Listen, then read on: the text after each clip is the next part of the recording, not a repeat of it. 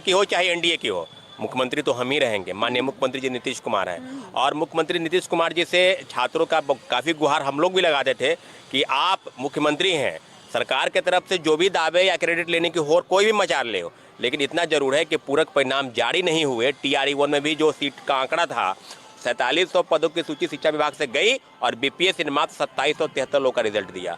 2000 पदों की कटौती वहां भी की गई। तो TRE-1 से लेकर TRE-2 तक घमासान मचा है। और आज एनडीए के जो दो प्रमुख नेता विधानसभा में, मोदी जी, नीतीश कुमार जी ने भी कहा था गांधी मैदान से, बिल्कुल गांधी मैदान से कि जो नियुक्ति प्रमाण पत्र बांट रहे थे और उन्होंने स्पष्ट कहा था कि जो भी सीटें खाली है सब पर पूरक परिणाम हम जारी जल्द से जल्द करवा देंगे।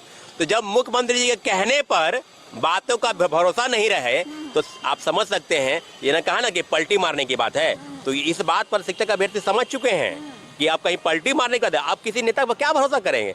आज आप देखिए 27 तारीख को सरकार महागठबंधन की है और 21 तारीख को सरकार एनडीए की बन गई। तो आप समझ लीजिए क्रेडिट लेने की होड़ थी। मुख्यमंत्री जी स्पष्ट करते क्रेडिट नहीं लीजिए।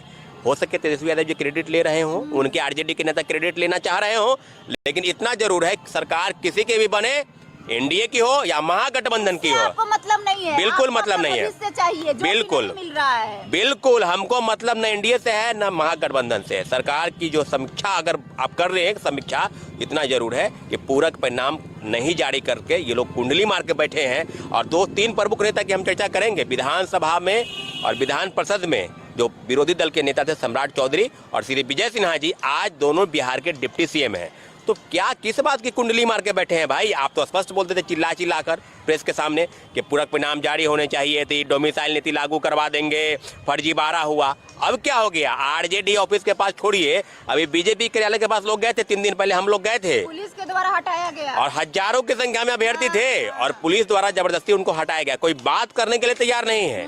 तो बस सत्ता में आने की भूख है, सत्ता में किसी भी प्रकार से एन केन प्रकरण हम आ जाए और बस राजनीतिक गोटी सेट करके अपना आगे का बल आगे क्या करेंगे आप लोग। कहीं ना कहीं सुशील मोदी जब सत्ता में नहीं थे तो उन्होंने कहा था अगर हमारी सरकार सत्ता में आती है तो 40,000 सप्लीमेंट्री रिजल्ट जारी करवाएंगे। सवाल उन नेता मंत्री से है जो वादा किए थे और आज सत्ता में है तो खिलवाड़ कर रहे हैं। ये बात हम लोग घिराव करेंगे, हम लोग भी बीजेपी कार्यालय का घेराव करेंगे, बीजेपी नेताओं का घेराव करेंगे।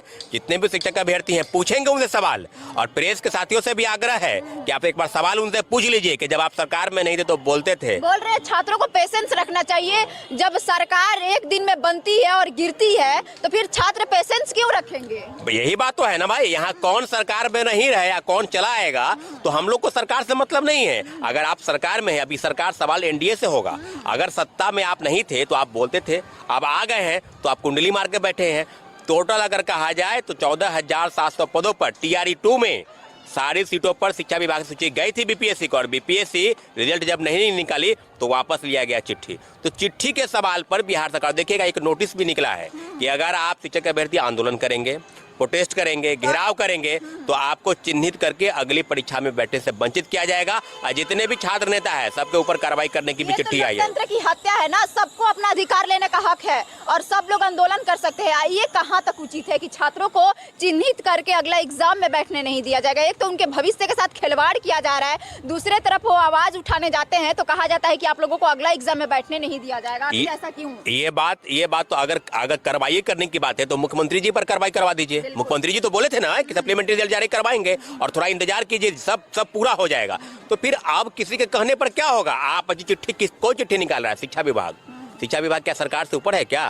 सरकार से पूछना है, पूछिए एजेंडे के उन नेताओं से कि अगर चिट्ठी निकला तो एक समय में याद होगा कि शिक्षक बहाली के नाम पर यही बीजेपी प्रोटेस्ट की थी, गिरफ्तारी भी हुई थी, दर्जनों लोग घायल हुए थे, यहाँ तक सांसद विधायक के भी पिटाई हुई थी ना। तो जब हुई थी बहुत बड़ा आंदोलन था, बहुत बड़ा, विपक्ष में थे, जब आप विपक्ष में थे, लोगों का वोट लेने के लिए, शिक्षक अभ्यर्थियों की सहानुभूति बटोरने के लिए आप सड़क पर आ गए, और जब सरकार में है तो वही काम आप दोबारा कर रहे हैं।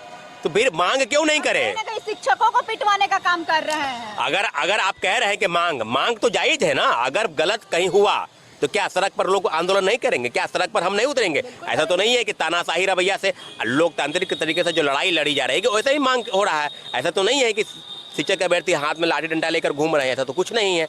आप सीधे सीधे जानिए कि कोई भी कुछ भी बोले उसके ऊपर कार्रवाई करवा देंगे। उसको चुप रहने की जरूरत है। हमको जो मन करेगा हम करेंगे, लेकिन आप लोगों को करने नहीं देंगे। इस तरह की चिट्ठी ये बात को साबित करती है कि तुगलकी फरमान जारी करना किसी की भी सरकार हो। ये चाहते क्या है, एनडीए वाले चाहते क्या है? उसमें तो थोड़ा सा आशा भी था गठबंधन में कि हम लोगों का जो रिजल्ट है जारी किया जाएगा। अगर आप लोगों का रिजल्ट नहीं आता तो इसके बड़ा जिम्मेवार इसका जिम्मेवारी कौन लेगा? इसका जिम्मेवारी एनडीए की सरकार लेगी। जो अभी सरकार में सत्ता में है और सत्ता का सुख भोगना चाहते हैं, तो उन लोगों से सवाल पूछा जाए कि जब सत्ता में नहीं थे तो आप गोल मटोल बात करते थे कि हम ये करवा देंगे, डोमिसाइल नीति को लागू करवा देंगे, ये करवा देंगे, सप्लीमेंट्री रिजल्ट पूरा करवाएंगे, फर्जीवाड़ा जो हुआ है उसको रोकवाएंगे। तो फिर पुनः सत्ता में आप आ गए, तो फिर आपको चुप्पी क्यों मार लिए हैं?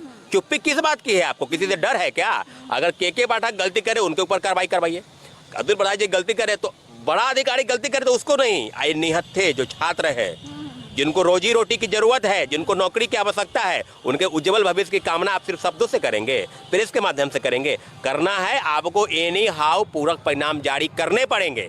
आज नहीं तो कल अगर आप जारी नहीं करते हैं तो हम लोग माननीय उच्च न्यायालय के शरण में भी जाएंगे। जैसे कि टीआरई 1 में दर्जनों याचिका दायर हो चुकी है, हम लोग भी दायर करवाए हैं याचिका। उसी प्रकार से टीआरई 2 में भी दर्जनों याचिका दायर करेंगे। इसलिए करेंगे कि जो पलटी आप शब्दों से कर रहे हैं, सरकार में आने के बाद वही पलटी आप अपने बयानों से नहीं, अपने चिट्ठी के माध्यम से और सरकार के सारी इच्छाओं पर शिक्षक अभ्यर्थी इंतजार कर रहे थे, आज नहीं 1 महीने से इंतजार कर रहे हैं और लगातार प्रोटेस्ट चल रहा है। तो क्या एनडीए की सरकार इस प्रकार से गूंगी बहरी बनकर धृतराष्ट्र बनकर बैठेंगे और सोचेंगे कि फिर सरकार बदलेगी तो ये हो जाएगा?